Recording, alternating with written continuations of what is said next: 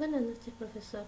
Con respecto a los NIF 16 arrendamientos, tenemos que primeramente identificar cuándo es un contrato de arrendamiento y cuándo es un contrato de servicio. Un contrato de arrendamiento es cuando el cliente tiene control total del activo identificable y se contabiliza en el activo. Y un contrato de servicios es cuando el proveedor tiene el control del activo identificable y se contabiliza como gasto. Como vemos en el caso de la corporación Curaca, identificamos si es un arrendamiento o un servicio. Para ello nos hacemos tres preguntas. ¿Es un activo identificable? Si es un inmueble. ¿Obtiene beneficios? Si hace uso del inmueble y si tiene derecho a dirigir su uso, en este caso es sí. Como podemos ver, es un contrato de arrendamiento, que también nos indica que es un contrato de arrendamiento por el periodo de tiempo, que en este caso el contrato es por 5 años. En el caso de servicios tenemos a la empresa Neptuno y nos hacemos las mismas preguntas. ¿Obtienen beneficios económicos? Sí. ¿Es un activo identificable? Sí. ¿Y si cumple con el derecho de terminar el uso? Sí, pero no pueden llamar a un técnico para arreglar las máquinas que si fallan. En este caso el proveedor es el que les va a dar el mismo mantenimiento como lo estipula en el contrato. En este caso es un contrato de servicio. Asimismo, hay dos puntos que nos indican que hay excepciones en un contrato y que se debe considerar como un contrato de servicio, y que son cuando es a corto plazo y cuando es por el activo de bajo valor. Cuando es a corto plazo será si el plazo es menor a 12 meses, y si hubiera opción de compra ya no es un contrato de servicio. Y en el activo de bajo valor será según lo que indica la norma, y es por la naturaleza del bien que se considera de bajo valor. El siguiente punto: el registro contable por parte del arrendatario financiero y operativo. Por el lado del arrendatario, un contrato de arrendamiento se reflejará en los estados financieros de la siguiente manera. Tenemos el caso de la corporación Curaca. En el estado de situación financiera se registró en el rubro de propiedad, planta y equipo en la cuenta 33 como activo por derecho de uso, y su contrapartida será un pasivo financiero en la cuenta 45 como pasivo por arrendamiento. El activo se depreciará y el pasivo generará gastos por intereses. En el ejemplo, en la cuenta 33 hemos puesto la suma total del valor presente del cuadro de amortizaciones por el monto de 270.613, y abajo estamos registrando la contabilización de la primera cuota. En el siguiente cuadro estamos viendo la depreciación, en donde en el primer año se va a registrar por el monto de 54.123 por mi derecho de uso como gasto.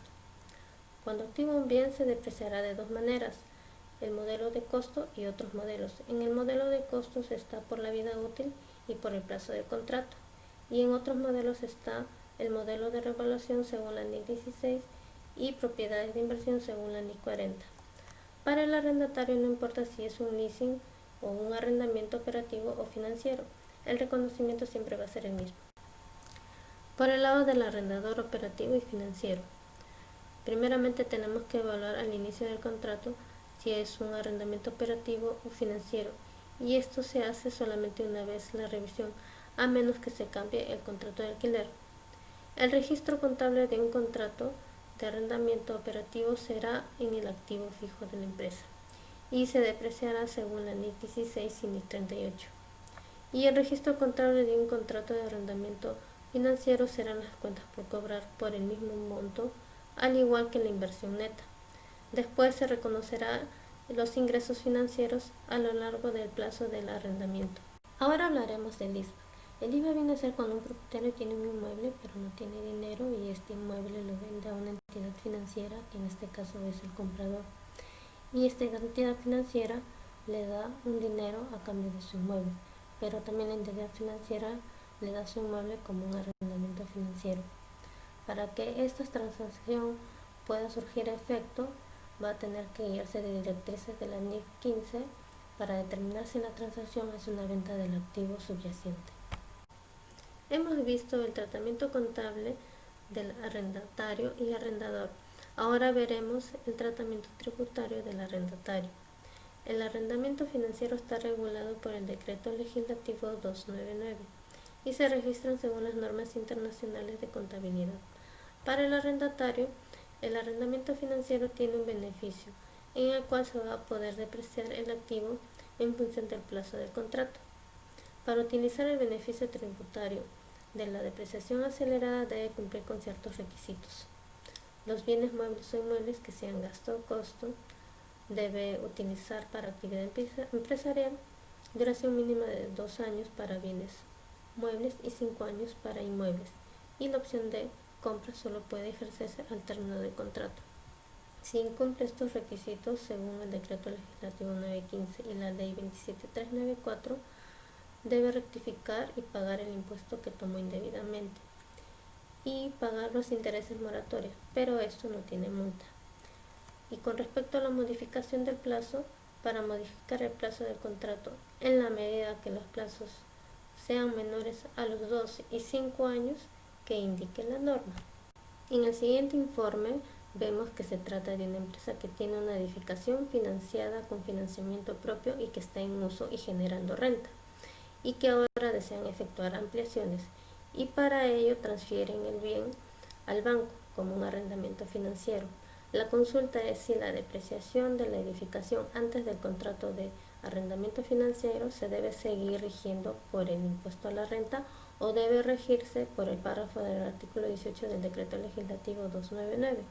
Ante ello, la SUNAT, después de analizar el caso, menciona que el valor de la edificación antes de la celebración con el contrato de arrendamiento financiero debe continuar depreciando según las reglas en la legislación del impuesto a la renta. En el siguiente informe trata en relación al inciso B del artículo 8 del Decreto Legislativo 915, en donde la consulta es si es posible reducir el plazo de un contrato de arrendamiento financiero y reconocer una nueva tasa de depreciación en función al tiempo que falte para que termine el contrato, y si el saldo del valor depreciable a la fecha de modificación del plazo no sea menor a los plazos señalados en el numeral 3 del Decreto Legislativo 299. Ante ello, la SUNAT menciona que sí es posible reducir el plazo de un contrato de arrendamiento financiero y determinar una nueva tasa de depreciación máxima anual en forma lineal en función al tiempo que falte, en donde se aplicará el saldo del valor depreciable en la fecha de modificación, siempre que no sea menor a los plazos que indiquen el numeral 3 del Decreto Legislativo 299. Arrendamiento operativo. Devengado tributario en la cesión temporal de bienes por un plazo determinado, el gasto se tomará en función a las cuotas pactadas en el tiempo.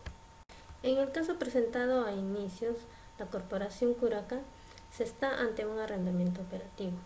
Es así que el gasto tributario se va a imputar en base a las cuotas pactadas.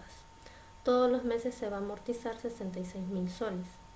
En el primer año tengo un gasto de 73.066 y tributariamente tengo 66.000.